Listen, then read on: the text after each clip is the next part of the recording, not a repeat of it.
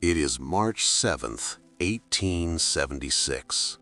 A patent is granted in Washington, D.C. The clerk stamps the paperwork. The inventor shakes hands with his lawyers. Champagne, probably. Cigars. The feeling of a man who knows in this moment that the world will never forget his name. His name is Alexander Graham Bell. And across the city, across the country, really, nobody is paying attention to an old man in Staten Island, a man with swollen joints and burned skin and empty pockets, a man who can barely afford to keep the lights on, a man who 10 years earlier had done the very thing Bell is now celebrated for. His name is Antonio Meucci. And he is 65 years old, and he is dying, and he is broke, and the patent that should have his name on it, the one he applied for, the one he paid for, the one he renewed year after year until he simply couldn't anymore, that patent is sitting in a filing cabinet somewhere inside the very same patent office that just handed everything he built to someone else. He will spend the rest of his life fighting. He will never win. Not in his lifetime. Not even close. Some names get carved into history books. Others get carved into headstones and forgotten the moment the ink dries. This channel is about the second kind. The inventors whose ideas were buried, the scientists whose work was stolen, the pioneers who changed everything and got nothing. This is erased, and the story you're about to hear is one of the most devastating examples of history you were never taught. Antonio Meucci was born in Florence in 1808, the son of a government worker. A kid who loved theater, not performing in it, but building it, the rigging, the machinery, the electrical tricks that made audiences gasp. He studied engineering at the Florence Academy of Fine Arts, which tells you everything about him, a man who saw art and science as the same thing, as tools for making people feel something real. He got a job at the Teatro della Pergola, one of the great opera houses of Italy, and he was good, better than good. He had a gift for solving problems nobody else could see coming. But Florence in the 1930s was not a safe place for a man with modern ideas and a loud personality. Political unrest, arrests, the wrong friends in the wrong rooms. He fled. In 1835, he and Esther packed what they could carry and left for Havana, Cuba, where he'd been offered a position at the Teatro Tacon. They spent 16 years there, and it was in Havana, in a clinic of all places, that something happened that would define the rest of Meucci's life. He was experimenting with electrotherapy, using electrical currents to treat patients, a practice that was controversial but not uncommon in the 1840s. And one afternoon, he had a patient in another room. He needed to communicate with him. He sent a copper wire between the two rooms and attached it to an electrical device. He spoke, and the patient heard him. Not through the wire exactly, through the vibration the current was carrying along it. Meucci pulled the wire away from the device and pressed it to his ear. He could hear the patient's voice, crackling, distant, but unmistakably a voice. He stood very still. He understood immediately what had just happened. In 1849, 27 years before Alexander Graham Bell, Meucci transmitted a human voice along a wire using electricity. He would spend the next 2 decades trying to tell the world. In 1850, Meucci and Esther moved to Staten Island, New York. The land of opportunity, right? except opportunity has a habit of looking different up close. They were poor. Esther was sick, severely arthritic, barely able to move without pain. Antonio worked constantly, trying inventions, taking odd jobs, doing whatever he could.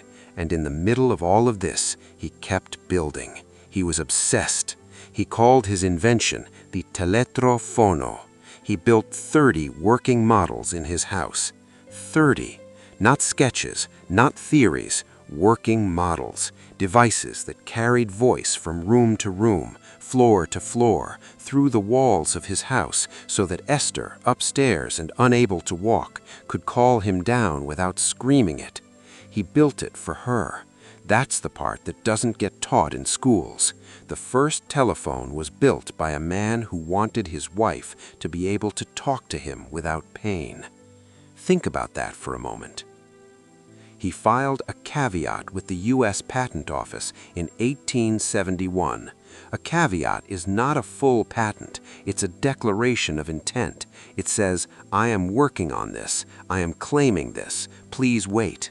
He renewed it again, year after year, $3 at a time, which he could barely afford.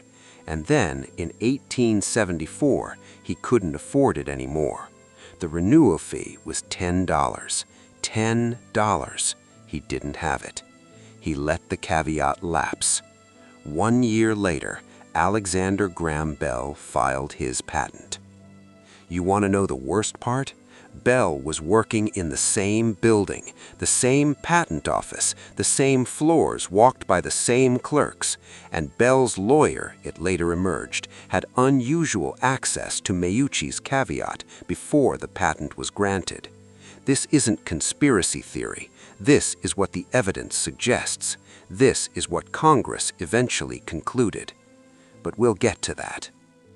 If you're watching this and you feel what I'm feeling right now, that low, slow burn of injustice, then this channel was made for you. Hit the like button, subscribe, because there are dozens of stories like Antonio's, forgotten inventors, erased scientists, people history decided weren't worth remembering. We are going to remember them, one episode at a time. Now, Bell files his patent on February 14, 1876, Valentine's Day.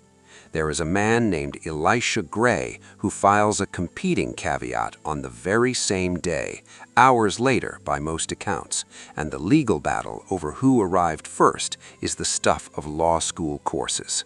Bell's team, it turns out, had unusual access to Gray's application too. But for Meucci, none of that even mattered yet, because he wasn't in the room, he wasn't in the fight. He was an old Italian immigrant on Staten Island with no money, no lawyer worth mentioning, and a story that sounded to American ears of the 1870s frankly implausible. He sued. Of course he sued. In 1887, the U.S. government itself filed suit to annul Bell's patent, citing Meucci's prior work as one of several reasons. The case was building. The evidence was accumulating. Meucci had witnesses. He had his models, or some of them. He had affidavits. He had the records of his caveat. And then, with devastating convenience, key pieces of evidence went missing from the patent office. The models Meucci had sent to the Western Union Telegraph Company years earlier, hoping they'd help him commercialize his invention, those disappeared too. Western Union claimed they'd been lost, thrown away perhaps. Nobody could say for certain. Antonio Meucci died in 1889. He never saw justice. He never saw recognition. He died largely in obscurity in the country he had poured his life into, having invented one of the most consequential technologies in human history and received almost nothing for it. The lawsuit died with him. Bell's patent stood, and Bell became one of the most famous men who ever lived. The telephone didn't just change communication, it remade civilization. It created industries, it connected continents, it made Wall Street faster, wars more coordinated, families less fractured by distance. Every phone call ever made, every voice ever carried across a wire or a satellite or a fiber optic cable, all of it traces back to a principle that Antonio Meucci demonstrated in a Havana clinic in 1849. His name was not on any of it. For over 100 years, the history books said Bell invented the telephone, full stop.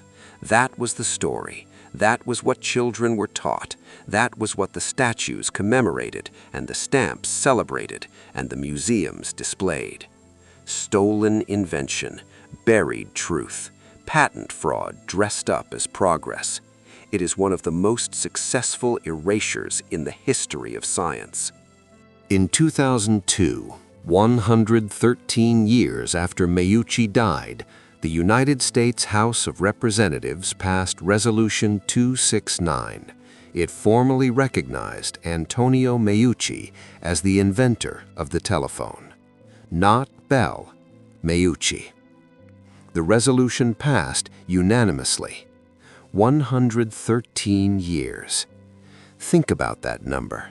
Think about how many textbooks were printed in those 113 years. How many children sat in how many classrooms and were told the wrong name. How many times Antonio Meucci's story was passed over because the man who stole it was richer, better connected, and better at being American. The Canadian government, perhaps feeling some national loyalty, passed their own resolution the same year, defending Bell. The argument continues in certain circles to this day. That's what happens when a lie gets a 100-year head start. It develops defenders. I think about Esther sometimes, Meucci's wife, the woman upstairs who couldn't walk with pain, who her husband wired to his workbench so she could call his name without screaming it. She outlived him. She was in a poorhouse when he died. The woman for whom the telephone was first built ended her life in a poorhouse. And I think about what it costs a person to keep believing in something the world refuses to acknowledge, to keep filing the paperwork, keep renewing the caveat, keep building the models, keep saying, "I did this, I made this is mine." Meucci never stopped saying it. He said it to newspapers, he said it in court, he said it to anyone who would listen, and plenty of people who wouldn't. He was a man who knew what he had done, who knew the truth of it in his bones, the way only an inventor knows, the specific, irreplaceable feeling of the moment something works for the first time. He had that moment in Havana in 1849. They couldn't take that from him. They took everything else. Here's what I want to ask you, and I'm genuinely curious. Leave your answer in the comments. If you had invented something that changed the world and your name was erased from it, what would you do? Would you keep fighting, or would there come a moment when you simply couldn't anymore? Because that's the question Antonio Meucci lived inside for 40 years. And the fact that he kept fighting right up until his death says something about the man that no resolution, no matter how long overdue, can fully capture. There is a small museum on Staten Island. It sits near where his house once stood. It is not a famous museum. It does not get many visitors, but inside there are photographs of a man with kind eyes and a large mustache, and the particular expression of someone who has seen too much to be surprised by anything. His name is on the wall. His name is on a plaque outside. And every now and then someone walks in who has never heard of him, who grew up being taught the other name, who stands in front of his photograph and feels something shift, a small, quiet revision happening somewhere behind the eyes. That's how history gets corrected. Not in grand gestures, not in congressional resolutions, though those matter. In the slow accumulation of people who were never taught the truth, finally learning it. in the widening circle of people who refuse to let the erasure stand. Meucci built a wire between two rooms so his wife could hear his voice, and eventually, a century and more later, the world finally heard his.